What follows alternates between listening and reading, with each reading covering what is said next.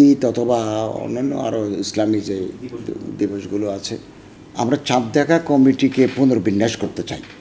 আর scholar আমরা নিয়োগ করব, মুফতি আমরা তাদের সহযোগিতা নেব, এবং আধুনিক যন্ত্রপাতি আকাশে গতিবিধি নিরূপণ করতে পারে এরকম কর্তৃপক্ষের সাথে আমরা আলাপ করে এটার আর একটা মডার্নাইজ করে আমরা চাঁদ দেখা কমিটিকে সাজাবো।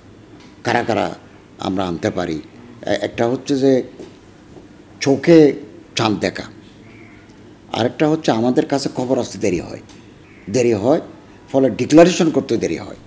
মানুষ বলে যে অর্ধরাতে আপনার ঘোষণা দিলেন। আমরা চেষ্টা করব বিশেষ করে উত্তরবঙ্গের আকাশ পরিষ্কার থাকে, উত্তরবঙ্গের পঞ্চগড়, লালমনিরহাট, রংপুর, দিনাজপুর, গাইবান্ধা এই সমস্ত এলাকার ডিসিদেরকে আমরা স্ট্যান্ড বাই রাখবো পাশে, যে আপনারা আমাদের মুহূর্তের ভিতরে। আর যে সময় চাঁদ আকাশে থাকে তখন আমরা নামাজ এবং চা খেতে ব্যস্ত থাকি।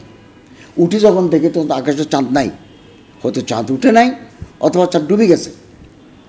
যে সময় নামাজের টাইম, এরপরে যে আমরা চা খাই, এই খেতেই আকাশে চাঁদ থাকে না।